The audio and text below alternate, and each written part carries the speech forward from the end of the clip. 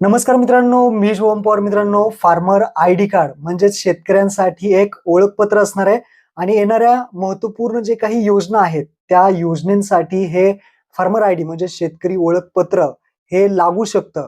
हे आत्ता शेतकऱ्यांसाठी काढण्यासाठी सुरुवात झालेली आहे. तुम्ही हे ओळखपत्र स्वतः सुद्धा काढू शकता आणि शेजारील माही सेवा केंद्रामध्ये सुद्धा जाऊन ओळखपत्र काढू शकता.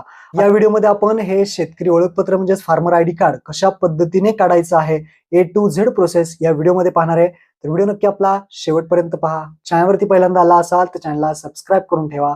अशाच महत्त्वपूर्ण व्हिडिओज आणि अपडेट्स तुम्हाला भेटत राहतात. तर चला मित्रांनो, व्हिडिओ सुरू करूयात.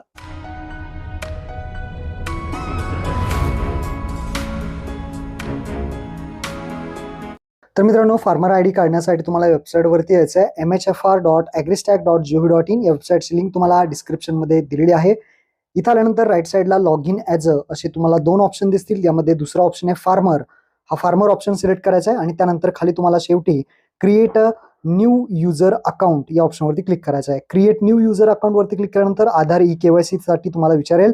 जसं की तुम्हाला इथे आधार कार्ड नंबर विचारला आहे. तुमचा आधार नंबर म्हणजे शेतकऱ्याचा आधार नंबर इथे टाकायचा आहे आणि खाली पाहू शकता व्हेरिफिकेशन पेंडिंग आहे कारण आपण अकाउंट उघडतोय. आता सबमिट बटनावरती क्लिक करायचं आहे. जसं तुम्ही सबमिट बटनावरती क्लिक कराल तर जो काही आधार कार्डला मोबाईल नंबर लिंक आहे त्यावरती एक OTP पाठवला जाईल. तो OTP तुम्हाला इथे टाकायचा आहे आणि खाली सबमिट बटनावरती क्लिक करून घ्यायचा आहे. तर इथे आपण OTP टाकून घेऊयात आणि व्हेरीफाय बटनावरती क्लिक करायचं आहे. व्हेरीफाय बटनावरती जर तुम्ही क्लिक कराल तर आपला OTP व्हेरीफाय झालाय. आता इथे पाहू शकता लेफ्ट साईडला वरती आधार नंबर आपला व्हेरीफाय दाखवत आहे आणि इथे आपली KYC डिटेल्स जसं तुमचं नाव, जेंडर, तुमचं वय किती आहे, त्यानंतर बाकीची माहिती, जन्मतारीख असेल किंवा बाकीची जी काही माहिती असेल ती सर्व माहिती इथे ऑटोमॅटिकली आलेली तुम्हाला दिसणार आहे. त्यानंतर तुम्हाला काही करायचं नाही, खाली यायचं आहे. खाली एक मोबाईल नंबर तुम्हाला द्यायचा आहे जो की तुमच्या फार्मर आयडीला जो लिंक करायचा आहे तो. तर कोणताही एक चालू मोबाईल नंबर इथे द्यायचा आहे आणि टाकायचा आहे. तर बाहेर क्लिक करायचं आहे. बाहेर क्लिक केल्यानंतर तुम्हाला या मोबाईलवरती एक OTP पाठवला जाईल आणि तो OTP तुम्हाला इथे टाकून घ्यायचा आहे आणि इथे व्हेरीफाय करून घ्यायचं आहे म्हणजे सबमिट करायचा आहे. OTP आलाय, OTP टाकून घेऊयात, व्हेरीफाय करूयात. OTP व्हेरीफाय झाल्यानंतर आपला मोबाईल नंबर सुद्धा इथे व्हेरीफाय दाखवेल. त्यानंतर सेट पासवर्ड, एक पासवर्ड बनवायचा आहे. ABC@123 तुमचं नाव आहे @123 अशा पद्धतीने पासवर्ड पुन्हा एकदा कन्फर्म करायचा आहे. पासवर्ड क्रिएट केल्यानंतर खाली क्रिएट माय अकाउंट हा ऑप्शन विजिबल होईल. या ऑप्शनवरती क्लिक करायचं आहे. तुमचं अकाउंट इथे क्रिएट होणार आहे. क्रिएट माय अकाउंट जसं क्लिक कराल तर तुम्ही पाहू शकता रजिस्ट्रेशन सक्सेसफुली झालेले आहे. युअर अकाउंट इथे सक्सेसफुली झालेलं आहे म्हणजे अकाउंट आपलं बनलेलं आहे. आता आपल्याला पुन्हा या वेबसाईटवरती यायचं आहे. आता लॉग इन ॲज अ फार्मरवरती क्लिक करायचं आहे. तुमचा मोबाईल नंबर टाकून पासवर्ड टाकून तुम्ही लॉग इन करू शकता किंवा मोबाईल नंबर टाकून तुम्ही OTPच्या माध्यमातून सुद्धा लॉग इन करू शकता. आता जो आपण मोबाईल नंबर जो टाकला होता अकाउंट उघडताना तोच मोबाईल नंबर किंवा पासवर्ड टाकून करा किंवा OTPच्या माध्यमातून तुम्ही लॉग इन करा. कॅप्चा टाका आणि खाली लॉग इन ऑप्शन दिसेल तुम्हाला त्यावरती क्लिक करा. आपण इथे लॉग इन झालेलो आहोत. लॉग इन झाल्यानंतर तुम्हाला अशा पद्धतीने इंटरव्ह्यू दिसेल. खाली रजिस्टर ॲज अ फार्मर हा ऑप्शन दिसेल त्यावरती क्लिक करायचं आहे. इथे क्लिक केल्यानंतर तुम्हाला नंबर चेंज करायचा आहे का तर इथे आपण नाही करतोय कारण आपला नंबर बरोबर आहे.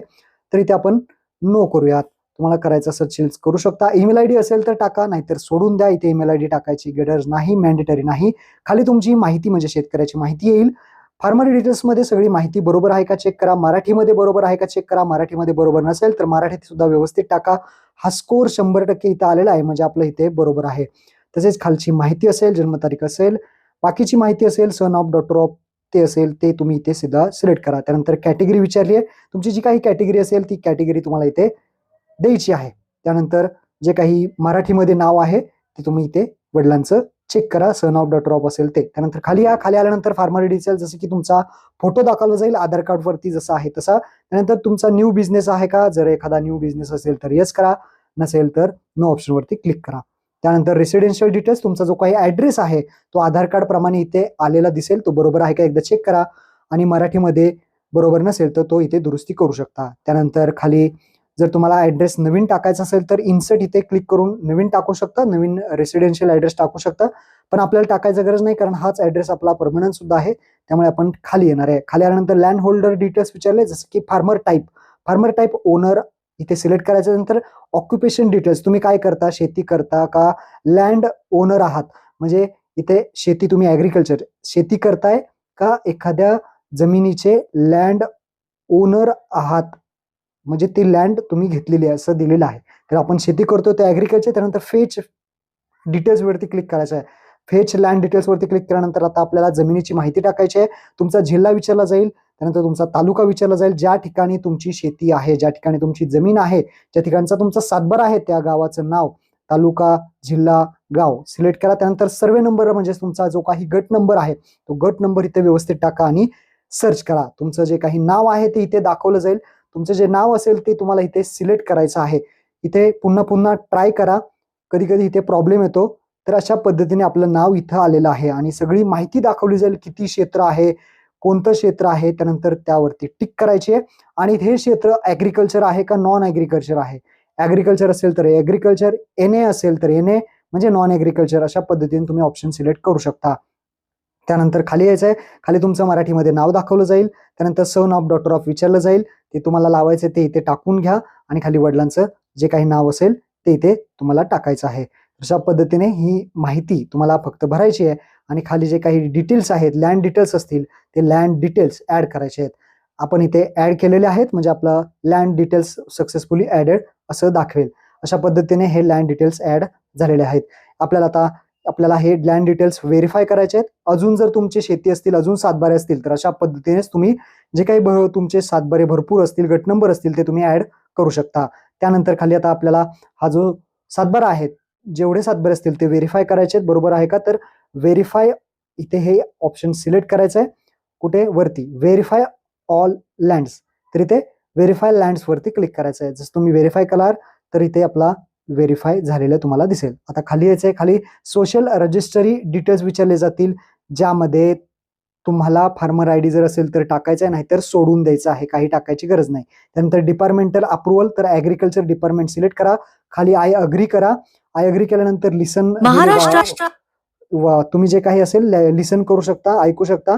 बाकी इथे काही टिक करायची गरज नाही, हा ऑप्शन सोडून द्या.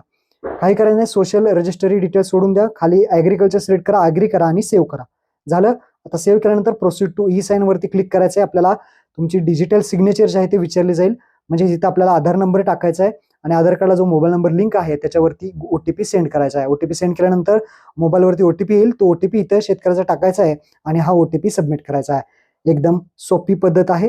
सबमिट केल्यानंतर तुम्ही पाहू शकता इथे आपली ई साइन म्हणजेच डिजिटल KYC इथे कंप्लीट झालेली आहे. KYC कंप्लीट झाल्यानंतर अशा पद्धतीने तुम्हाला पाहू शकता कोपऱ्यामध्ये एनरोलमेंट ID जो आहे तो दिलेला आहे.